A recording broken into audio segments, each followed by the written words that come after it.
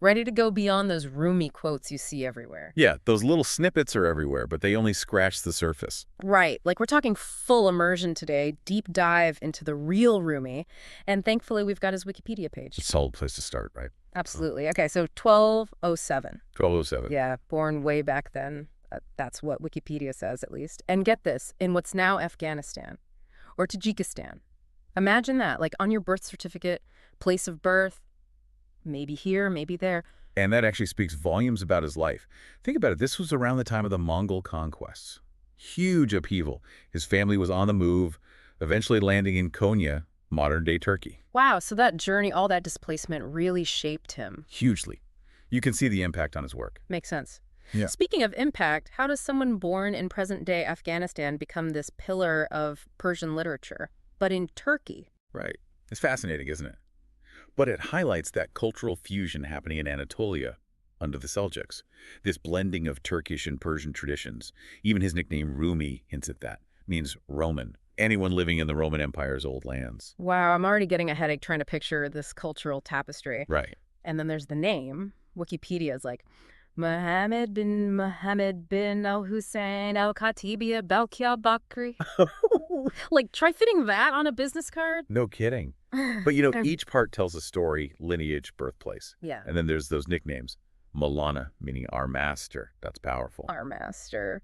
You know, that makes me think he wasn't just a poet, was he? This guy was busy, scholar, theologian, even led a religious school. Exactly. Multifaceted. And then, 1244, enter Shams. Shamsi Tabrizi, right. Yeah, this wandering mystic completely changed Rumi's life. Like their connection, it was instant, profound. You know, it's like Shams unlocked something in him.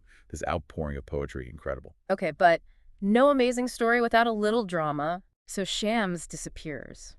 And Wikipedia throws out words like murder, mystery, suspicious, right? Adds to the intrigue. Whether he was murdered, vanished, who knows? But that absence, it hit Rumi hard. You can feel that loss, that longing in his work, especially the Divan-i Shamsi Tabrizi, those poems dedicated to Shams. Wow. So we've got this incredible poet grappling with this deep loss, but, and this is interesting, he wasn't writing just for himself. Not at all. He wanted to share this, believed in it. But like how? His poetry wasn't just meant to be read, it was meant to be experienced. Music, dance, the whirling dervishes. He saw all that as a way to connect with something bigger. Those whirling dervishes, incredible. Like they're spinning their way into a trance. It's a form of moving meditation, a physical embodiment of that spiritual longing in his work. Makes me think of the Masnavi, that massive 6-volume work. The Quran in Persian, they call it. That's a pretty big comparison. So Yeah. what are we talking about here? What's in this thing? Think stories, teachings, parables, all woven together and at the heart. This idea, love as the path to God. So he's taking these big spiritual ideas and making them relatable. Exactly. He understood the power of a good story. And that, I think, is why his work still resonates centuries later. The Quran in Persian. That's quite a title. But then I see all these Rumi quotes everywhere online. Like people from all walks of life sharing them, connecting with them.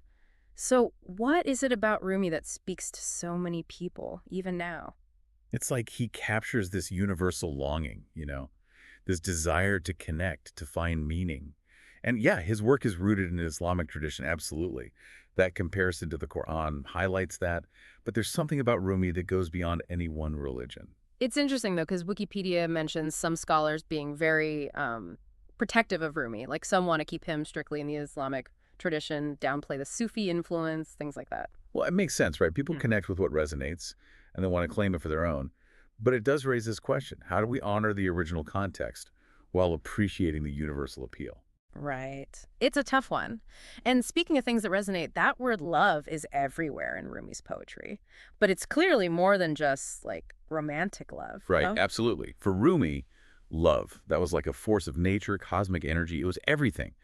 Creation, enlightenment, the whole shebang. Sounds intense. Oh, it was. The language he uses to describe it, it's passionate, ecstatic. He talks about wine, drunkenness, intoxication, but he's not talking about fighting a person. You know, he's talking about this surrender to something bigger, letting go of the ego. Okay, yeah, the intoxication thing makes a bit more sense now, but how do you live that way? I mean, we can't all be whirling dervishes. And Rumi wouldn't expect us to be. He saw this divine love everywhere. A sunset, a good laugh.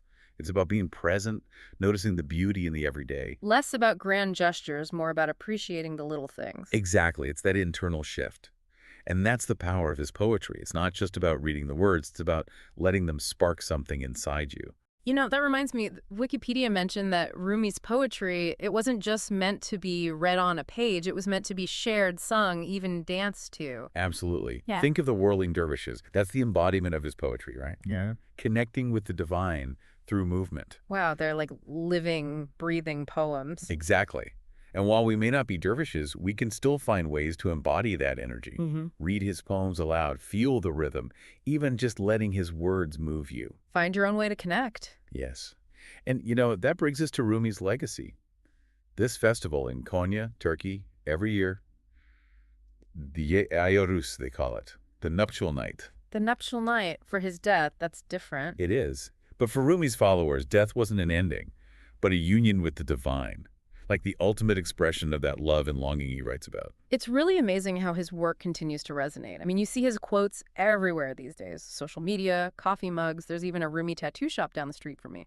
It's true. He's become this global phenomenon. But at the core, it's that timeless message, And whether you're a Rumi scholar, a poetry fan, or just looking for some inspiration, his words just have this way of meeting you wherever you're at. It's incredible, right? Like, how does someone from the 13th century still feel so relevant? Right. It really makes you think. Especially when you see those Rumi quotes everywhere, like on a T-shirt taken out of context. Does that cheapen it somehow? That's what I'm wondering. Like, are we missing the point? It's easy to oversimplify, Yeah.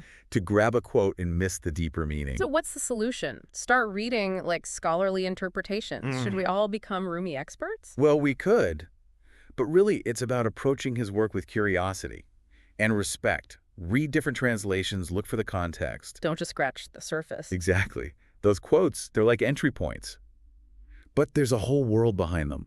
Rumi's life, his beliefs, the whole historical context, it all matters. He's given us a lot to think about, that's for sure. Any final thoughts before we wrap things up? There's this Rumi quote. He says, "Out beyond ideas of wrongdoing and right doing, there is a field.